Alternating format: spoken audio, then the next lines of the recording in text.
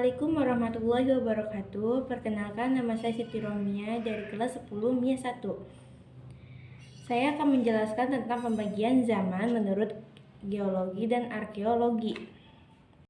Zaman prasejarah merupakan pembabakan peradaban manusia dalam metode sejarah, yang mana pada saat itu belum dikenalnya tulisan atau bisa disebut dengan zaman praksara, sehingga kehidupan manusianya sangatlah sederhana. Nah, kali ini kita akan bahas pembabakan zaman prasejarah atau praksara berdasarkan geologi.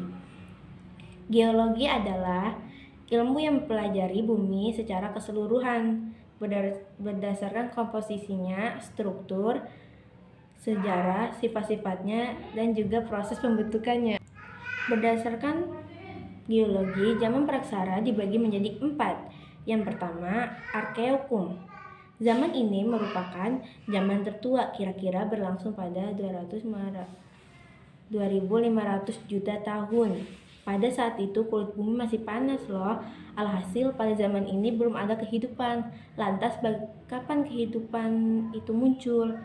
Yang kedua, Paleozoikum. Nah, di zaman ini kehidupan mulai muncul, zaman primer atau zaman hidup tua. Berlangsung sekitar 340 juta tahun. Pada saat itu makhluk hidup yang muncul seperti mikroorganisme, ikan, amfibi, reptil, dan juga binatang-binatang lain yang tidak bertulang punggung. Yang ketiga, Mesozoikum. Zaman ini bisa disebut dengan zaman sekunder atau pertengahan, kira-kira berlangsung selama 140 juta tahun. Yang keempat, Neozoikum. Nah, zaman yang keempat ini sering disebut dengan zaman hidup baru. Zaman ini dibedakan menjadi 2 zaman, yaitu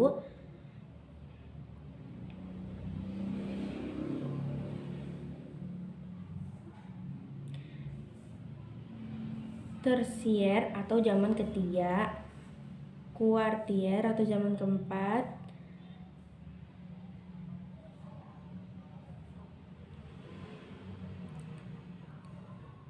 Tersier atau zaman ketiga. Zaman tersier berlangsung kira-kira selama 60 juta tahun. Zaman ini ditandai dengan berkembangnya jenis binatang menyusui seperti kera.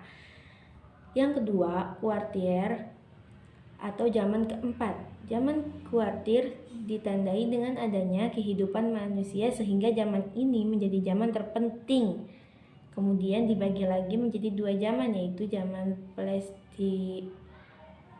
Pleistocene dan Holocene. Zaman Pleistocene berlangsung kira-kira selama 6 juta tahun. Pada zaman ini ditandai dengan adanya manusia purba. Yang kedua, zaman Holocene, kira-kira selama 200 tahun yang lalu dan terus berkembang sampai dewasa ini. Zaman ini ditandai dengan munculnya manusia jenis Homo sapiens yang memiliki ciri seperti manusia yang hidup pada zaman modern sekarang. Sekarang kalian sudah tahu kan pembabakan zaman praksara berdasarkan geologi. 4 babak tadi merupakan proses menuju peradaban manusia hingga seperti sekarang ini. Sekian dari saya. Wassalamualaikum warahmatullahi wabarakatuh. Hai, kalian penasaran gak? Bagaimana sih sejarah peradaban kehidupan manusia? Kehidupan manusia itu terus mengalami perubahan dan perkembangan. Contohnya aja zaman sewaktu orang tua kita seumuran kalian. Pastinya berbeda dengan kehidupan di zaman sekarang. Begitu juga dengan kakek nenek, apalagi buyut kita. Nah, kira-kira bagaimana ya awal babak kehidupan manusia dahulu? Biar gak penasaran, kita bahas yuk pembabakan zaman praksara berdasarkan arkeologi. Sekitar 100 tahun sebelum Masehi merupakan masa berakhirnya zaman praksara atau masa prasejarah, yaitu masa sebelum memasuki sejarah. Nah, dari zaman itu muncul dah nenek moyang kita. Ia adalah spesies Homo yang berarti manusia cerdas. Kemudian masa praksara terbagi menjadi beberapa babak menurut arkeologi. Arkeologi itu ilmu yang mempelajari hasil budaya pada masa lalu. Hasil budayanya itu berupa benda-benda peninggalan dari kebudayaan masa manusia itu sendiri. Nah, orang yang mendalami ilmu itu disebut arkeolog. Perlu kita ketahui juga nih, jadi masa praksara itu tidak dapat dilacak berdasarkan sumber tulisan. Kenapa ya? Bayangin aja dulu itu kan belum ada tulisan atau belum dikenal aksara. Akan tetapi perkembangan kebudayaan manusianya bisa dilacak berdasarkan sumber-sumber yang berupa fosil, yaitu sisa-sisa makhluk yang hidup pada zaman tersebut dan telah membantu. Selain itu, ada juga artefak, yaitu alat-alat yang digunakan pada masa praksara. Pembabakan kehidupan manusia pada masa praksara dibagi menjadi beberapa macam zaman.